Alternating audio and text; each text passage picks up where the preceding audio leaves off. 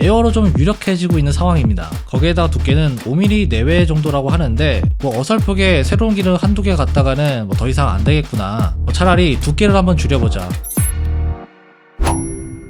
자, 오늘은 테크위크 시간인데요. 여러분들이 기대하고 있는 스마트폰이 있죠. 바로 갤럭시 S25와 아이폰 17. 이 스마트폰들에 대한 되게 흥미진진한 내용을 준비했습니다. 어떤 내용이 있는지 지금부터 같이 보시죠. 고고?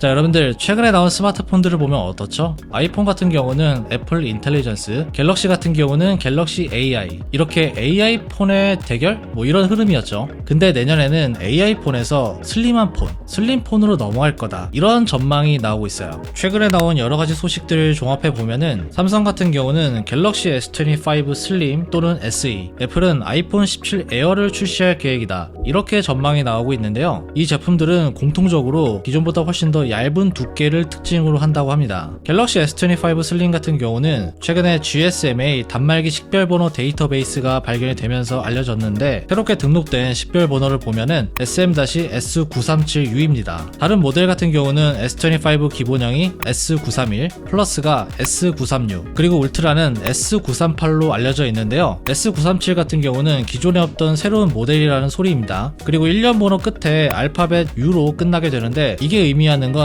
미국판 버전이다, 이런 걸 의미합니다. S25 슬림에 대한 구체적인 정보는 아직까지는 많이 알려져 있지 않은데요. 일단 전체적인 성능은 기존 플래그십 정도로 예상이 되고 있어요. 메인 카메라도 2억 화소 렌즈가 들어갈 가능성이 굉장히 높다고 합니다. 두께 같은 경우는 S24나 내년에 나오는 S25 기본형 이런 것보다는 훨씬 더 얇은 디자인으로 나오게 된다고 합니다. 최근에 출시된 갤럭시 폴드 SE 다들 아시죠? 이 제품의 가장 큰 특징 중에 하나가 굉장히 얇은 두께를 가지고 있다는 거예요. 폴드 SE 같은 경우는 두께가 4.9mm 정도밖에 안 되는데요. 이번에 나오게 될 S25 슬림이 이 정도로 얇게 나올지는 아직까지는 모르겠지만, 이번 폴드 SE를 봤을 때 5mm 정도 내외? 이 정도로 나오지 않을까 조심스럽게 한번 예상을 해봅니다. 출시일은 슬림 모델 같은 경우 S25나 플러스, 울트라보다는 조금 더 늦게 출시가 될 거라고 하는데요. 갤럭시 S25 시리즈, 그러니까 그냥 일반 버전이죠. 이 모델 같은 경우는 내년 1월달에 출시가 예상되고 있어요. 그런데 날짜에 대해서는 다소 좀 엇갈리고 있는 상황인데요. 전작보다 2주 앞당겨서 1월 5일쯤이 될 거라는 전망도 있고요. 기존과 비슷한 시기인 1월 22일에 공개가 될 거다, 이런 전망들도 나오고 있습니다. 어쨌든 1월 출시는 확실하다, 이렇게 볼 수가 있는데, S25 슬림 같은 경우는 이보다 3개월 뒤쯤인 한 4월달쯤 출시가 될 예정이라고 합니다. 삼성 같은 경우는 보통 제품이 출시되기 6, 7개월 전에 데이터베이스의 정보를 공개하기 때문에 이런 걸 고려해 본다면 내년 2분기 정도로 예측을 할 수 있고요. 갤럭시 폴드 SE만 봐도 갤럭시 폴드 5가 공개한 뒤로 한 3개월 있다가 출시를 했잖아요. 이런 걸 미루어 봤을 때 내년 4월쯤이 유력하지 않을까 싶긴 합니다. 그리고 1년 번호 끝에 U가 붙어 있다고 했잖아요. 이게 이제 미국 시장 진출용 제품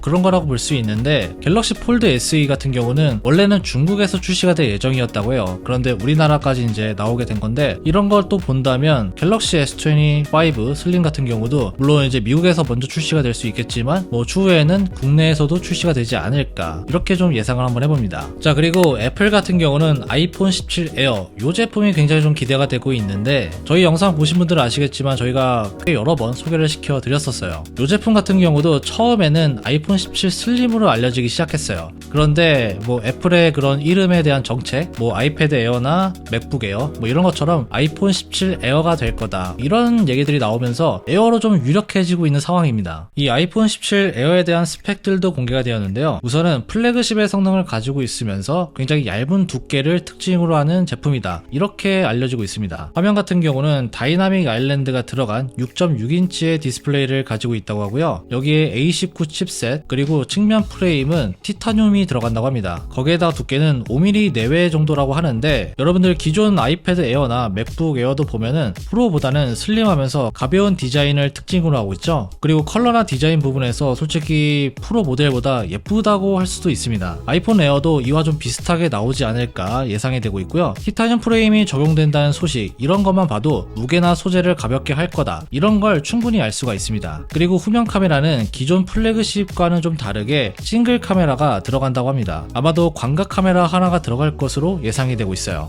자, 어쨌든 이렇게 삼성과 애플 이런 회사들에서 스마트폰을 스마트폰을 얇게 만들려고 하고 있는데 과연 그 이유가 뭘까요? 여러분들 요새 스마트폰들을 보면은 굉장히 좀 좋죠. 솔직히 말해서 이제는 더 이상 뭔가 올라갈 그런 성능 자체가 없는 것 같아요. 이제는 뭐 업그레이드가 된다고 해도 사실 티도 안 날 정도예요. 그렇다 보니까 이런 회사들이 뭐 어설프게 새로운 기능 한두 개 갖다가는 뭐 더 이상 안 되겠구나, 뭐 차라리 두께를 한번 줄여보자, 확 소비자들의 시각을 사로잡아 보자, 뭐 이렇게 좀 전략을 바꾼 것으로 보입니다. 그리고 예상 가격도 보면 아이폰 에어 같은 경우는 현재 가장 비싼 모델인 프로 맥스보다 더 높은 가격으로 나올 수 있다, 이런 전망들도 나오고 있어요. 대략 $1,300 정도 예상이 되고 있는데 이 정도 가격이면 현재 프로 맥스보다 약 $100 정도 비싼 가격이죠. 그리고 S25 슬림은 아직 예상 가격이 정확하게 나온 건 아닌데 플러스와 울트라의 뭐 중간 정도 가격? 그 정도로 예상이 되고 있습니다. 어쨌든 두께가 얇다고 해서 가격도 착하진 않을 것 같아요. 자, 이렇게 스마트폰을 얇게 만들고 가볍게 만들고 이런 건 굉장히 좋다고 할 수가 있는데, 근데 약간의 문제가 좀 있다고 합니다. 가장 큰 문제는 바로 배터리인데요. 여러분들 스마트폰 두께에서 가장 결정적인 역할을 하는 게 바로 배터리입니다. 배터리의 두께를 줄여야 스마트폰의 두께도 줄일 수가 있는 건데 여기에 좀 난항이 예상이 되고 있어요. 아이폰 같은 경우는 새롭게 개발된 배터리를 적용할 계획이었는데 이게 공급망의 문제로 기존 공법을 사용한 배터리, 그러니까 기존대로 만들어진 배터리를 탑재할 가능성이 높다고 합니다. 이렇게 되면 배터리의 두께를 6mm 정도까지만 줄일 수가 있다고 해요. 그러니까 적어도 6mm보다는 제품이 두꺼워진다는 소리겠죠. 예전에 나온 아이폰 6의 두께가 약 6.9mm 정도 됐는데요. 이게 뭐 사실 밴딩 논란이 있을 정도로 굉장히 좀 얇은 두께이긴 했는데 아이폰 에어가 6mm에서 조금 더 두껍게 나온다고 하면은 와, 이게 뭐 그때보다 훨씬 더 혁신적이다, 이런 생각 자체는 들진 않을 것 같아요. 그리고 갤럭시 같은 경우도 두께를 얇게 만드는 핵심 부품 중에 하나가 신소재를 사용한 PCB 기판인데 이게 또 공급업체 사정으로 수급하기가 쉽지 않은 상황이라고 해요. 그래서 두께를 줄이는 게 어려울 수도 있다, 이런 전망도 나오고 있습니다. 사실 이 슬림폰의 핵심은 두께를 아주 얇게 만들면서 배터리 사용 시간을 기존과 비슷하게 유지하냐 못하냐, 바로 이거인데요. 제품 자체를 얇게 만들기 위해서 배터리 사용 시간을 포기하거나 배터리 사용 시간을 유지하기 위해서 제품이 조금밖에 얇지 않다거나 뭐 이렇게 된다면 솔직히 말해서 소비자들한테 크게 어필이 될 것 같지는 않습니다. 메리트 자체가 굉장히 좀 떨어질 것 같아요.